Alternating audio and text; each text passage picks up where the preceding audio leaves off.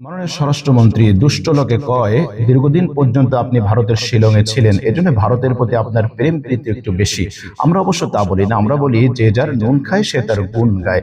দীর্ঘদিন যাবৎ যেহেতু আপনি ভারতের নুন খেয়েছেন, এজন্য ভারতের একটু গুণ গাইবেন।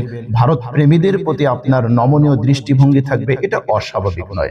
মাননীয় স্বরাষ্ট্রমন্ত্রী, চৈতালি চক্রবর্তীর যে বক্তব্যকে কেন্দ্র করে সাংবাদিকদের প্রশ্নের উত্তরে আপনি যে নমনীয়তা প্রদর্শন করেছেন, এটা সত্যি আমাদেরকে অবাক করেছে। আপনি বললেন যে এটা স্লিপ অফ টাং।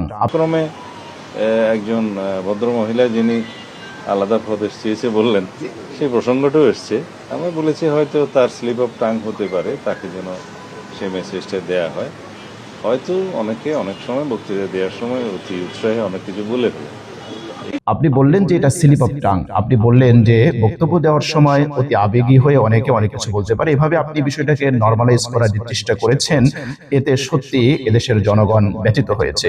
মিতালী চক্রবর্তীর এই বক্তব্য এটা স্লিপ অফ টাং নয়। তার অতীতের বক্তব্য, তার অ্যাটিটিউড, তার অ্যাক্টিভিটিস যদি আমরা দেখি, তাহলে এটাকে স্লিপ অফ টাং বলার কোনো সুযোগ নেই, এটা আবেগী বক্তব্য বলারও কোনো সুযোগ নেই।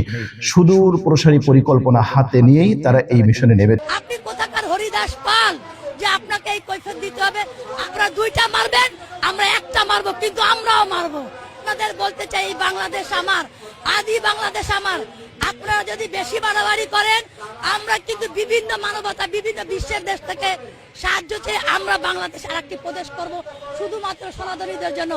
আমরা কিন্তু সেটা বাংলাদেশের পরিবেশ পরিস্থিতিকে অস্থিতিশীল করে খোলা পানিতে মাছ শিকার করার মিশনে তারা নেমেছে।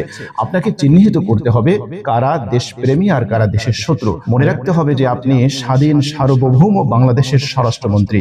সুতরাং আপনাকে ফাইন্ড আউট করতে হবে কারা ঢাকায় ঘুমিয়ে দিল্লির স্বপ্ন দেখে, কারা ঢাকার নুন খেয়ে দিল্লির গুণগান গায়। 2026 সালের ভারতীয় রাজাকার কারা, এদেরকে অবশ্যই চিহ্নিত করে এদেরকে আইনের আওতায় এনে উপযুক্ত শাস্তির ব্যবস্থা করতে হবে। তা না হলে এই 56,000 বর্গ মাইলের মানুষকে ওরা শান্তিতে ঘুমাতে দিবে না। এই ক্ষেত্রে যদি আপনি ব্যর্থ হন, তাহলে এর মাসুল শুধু আপনাকে এবং আপনার দলকে দিতে হবে না, বরং গোটা দেশবাসীকে দিতে হবে। আমাদের স্বাধীনতা, সার্বভৌমত্ব হুমকির মুখে পড়বে। সুতরাং আমরা আশা করব এই বিষয়টি অতি দ্রুত আপনারা তদন্ত করবেন, আপনারা তাকে গ্রেফতার করবেন, তার রাষ্ট্রদ্রোহী বক্তব্যের কারণে তাকে গ্রেফতার করে তাকে উপযুক্ত শাস্তির ব্যবস্থা করবেন। এটাই দেশের জনগণের প্রত্যাশা।